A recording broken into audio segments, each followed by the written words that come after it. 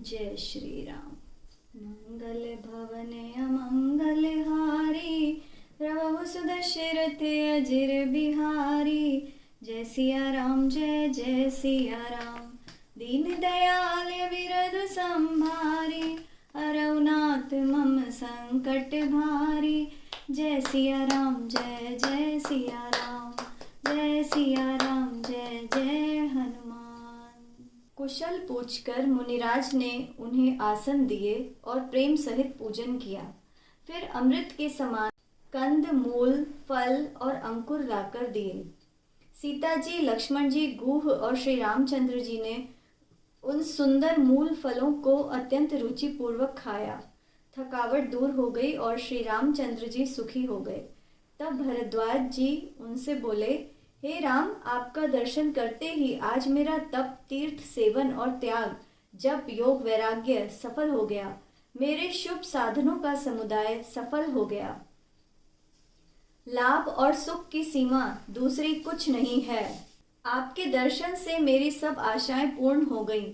अब कृपा करके यह वरदान दीजिए कि आपके चरण कमलों में मेरा स्वाभाविक प्रेम रहे। जब तक मन, कर्म, वचन से छल छोड़कर मनुष्य आपका सेवक नहीं बन जाता, तब तक करोड़ों उपाय करने से स्वप्न में भी उसे सुख प्राप्त नहीं हो सकता। मुनि के वचन सुनकर तथा उनके भक्ति भाव के कारण आनंद से तृप्त हुए भगवान श्री रामचंद्र जी सकुचा गए। तब उन्होंने भरद्वाज मुनि का सुंदर सुयश अनेक प्रकार से सबको सुनाया। वे बोले, हे मुनीश्वर, जिसे आप आदर दें वही बड़ा है और वही सब गुणों की खान है। इस प्रकार श्री राम जी और मुनि भरद्वाज दोनों परस्पर विनम्र होकर अनिर्वचनीय सुख का अनुभव करने लगे। श्री राम, लक्ष्मण और सीता जी के आने का समाचार पाकर प्रयाग निवासी ब्रह्मचारी, तपस्वी, मुनि, सिद्ध और उदासी सब उन्हें देखने के लिए भरद्वाज के आश्रम पर पहुंच गए। श्री रामचंद्र जी ने सबको प्रणाम किया, जिससे सब आनंदित हो गए और परम सुखी होकर उन्हें आशीर्वाद देने लगे। श्री राम जी के सौंदर्य की सराहना करते हुए वे लौटे। श्री राम जी ने रात वहीं विश्राम किया और प्रातःकाल प्रयागराज का स्नान करके तथा प्रसन्नता पूर्वक मुनि को सिर नवाकर सीता जी, लक्ष्मण जी और गुह के साथ वे चल दिए। चलते समय श्री राम जी ने अत्यंत प्रेम पूर्वक मुनि से पूछा, हे नाथ, बताइए हम किस मार्ग से जाएं? मुनि मन में हंसकर श्री राम जी से बोले कि आपके लिए तो सभी मार्ग सुगम हैं। फिर साथ भेजने के लिए मुनि ने शिष्यों को बुलाया तो श्री राम जी के साथ जाने की बात सुनकर 50 शिष्य दौड़े चले आए। वे सब अपने मन में अत्यंत प्रसन्न थे। श्री राम जी पर सबका अगाध प्रेम था। सभी कहते थे कि मार्ग हमारा देखा हुआ है। तब मुनि ने 4 ब्रह्मचारियों को उनके साथ कर दिया, जिन्होंने अनेक जन्मों तक पुण्य किए थे। श्री रघुनाथ जी ऋषि को प्रणाम कर उनकी आज्ञा प्राप्त करके तथा हृदय में आनंदित होकर चले। जब भी वे किसी गांव के पास होकर निकलते, स्त्री पुरुष दौड़कर उनके रूप को देखने लगते। अपने जन्म का फल पाकर वे सनाथ हो जाते और मन को प्रभु में लीन करके दुखी मन से वापस लौट आते।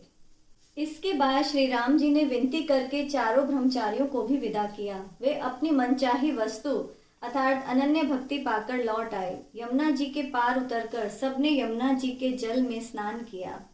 यमुना जी के किनारे रहने वाले स्त्री पुरुष यह सुनकर कि निषाद राज के साथ 2 सुंदर नवयुवक और एक परम सुंदरी स्त्री आ रही है, अपना अपना काम भूल कर दौड़े और लक्ष्मण जी, श्री राम जी और सीता जी का सौंदर्य देखकर अपने अपने भाग्य की सराहना करने लगे।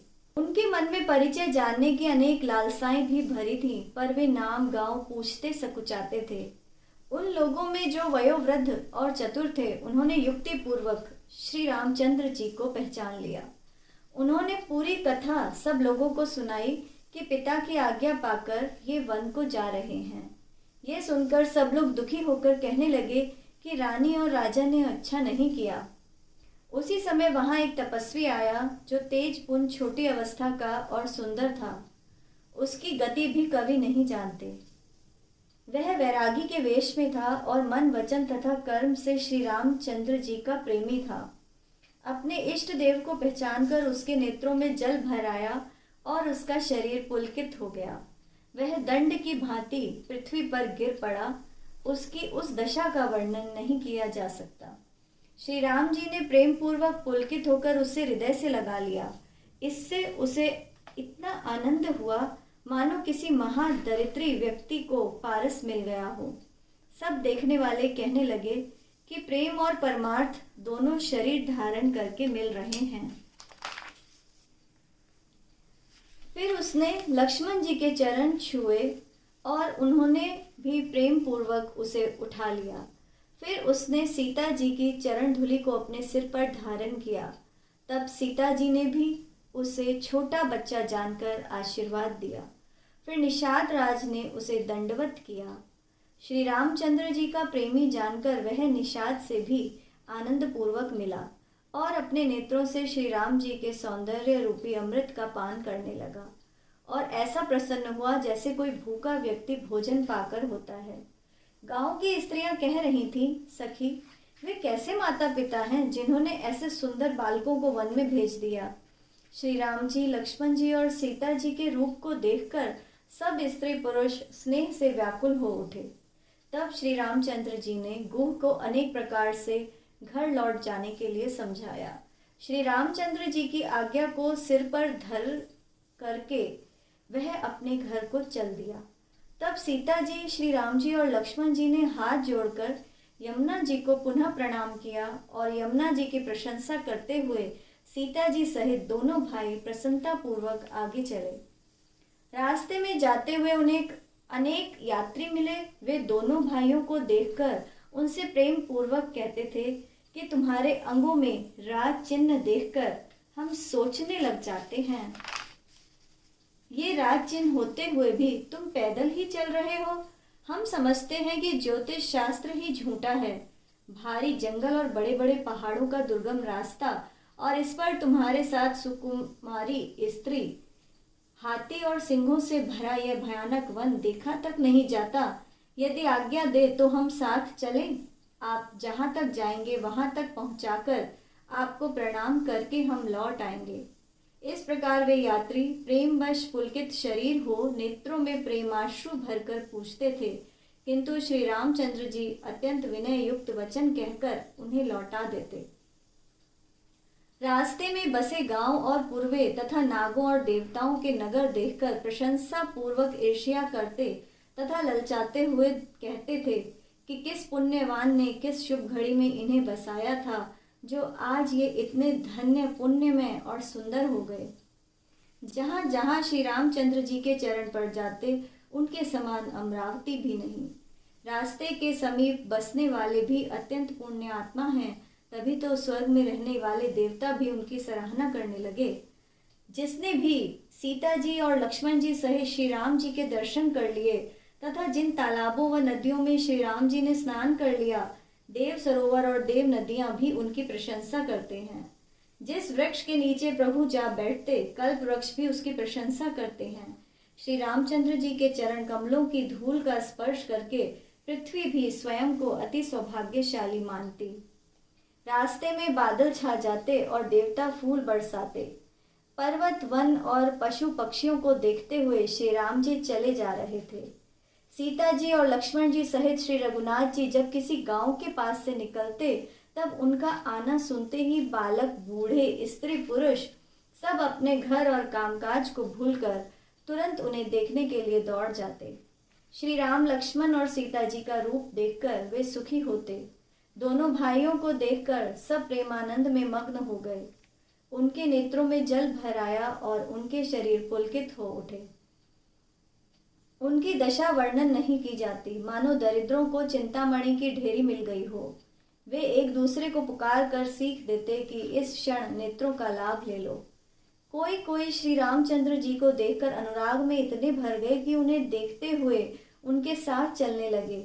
कोई नेत्रों से ही उनकी छवि को हृदय में धारण करके शरीर, मन और वाणी से शिथिल हो जाते। कोई वट वृक्ष की छाया देखकर वहां नरम घास और पत्ते बिछाकर कहते कि क्षण भर यहाँ बैठकर थकावट मिटा लीजिए, फिर चाहे अभी चले जाइए, चाहे सवेरे। कोई घड़ा भरकर पानी ले आता और विनम्र वाणी से कहते, नाथ आचमन तो कर लीजिए। उनके वचन सुनकर और उनका प्रेम देखकर दयालु श्री रामचंद्र जी ने सीता जी को थकी हुई जानकर घड़ी भर वट वृक्ष की छाया में विश्राम किया।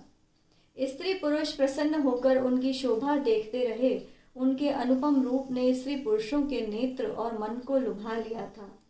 सब लोग टकटकी लगाए श्री रामचंद्र जी के मुख चंद्र को तन्मय होकर देखते हुए सुशोभित हो रहे थे। श्री राम जी का श्याम शरीर अत्यंत शोभायमान था, जिसे देखते ही करोड़ों कामदेवों के मन भी मोहित हो जाते हैं। बिजली के समान रंग वाले लक्ष्मण जी अत्यंत भले लग रहे थे। वे सिर से पांव तक सुंदर थे और मन को अच्छे लगते थे। दोनों ने मुनियों के वस्त्र पहने हुए थे और कमर में तरकस कसे हुए थे। उनके कमल के समान हाथों में धनुष बाण शोभित हो रहे थे। उनके सिरों पर सुंदर जटाओं के मुकुट थे। वक्षस्थल, भुजा और नेत्र विशाल थे तथा शरद पूर्णिमा के चंद्रमा के समान उनके सुंदर मुखों पर पसीने की बूंदें शोभित हो रही थी। उस मनोहर जोड़ी का वर्णन नहीं किया जा सकता, क्योंकि शोभा अधिक और मेरी बुद्धि थोड़ी है।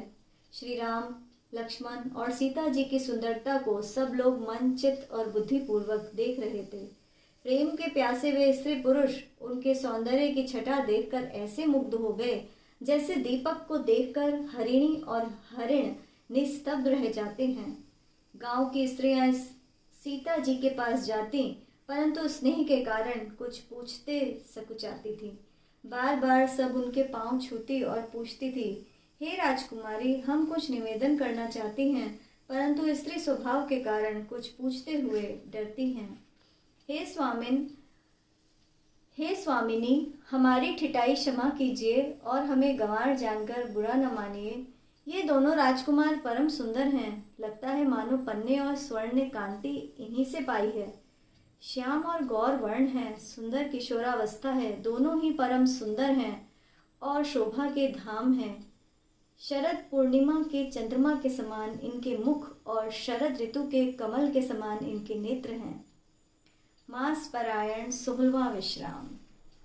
मंगल भवन अमंगल हारी, द्रवहु सुदशरथ अजिर बिहारी। जय सिया राम, जय जय सिया राम। दीन दयाल विरधु संभारी, हरऊ नाथ मम संकट भारी। जय सिया राम, जय जय सिया राम। जय सिया राम, जय जय हनुमान।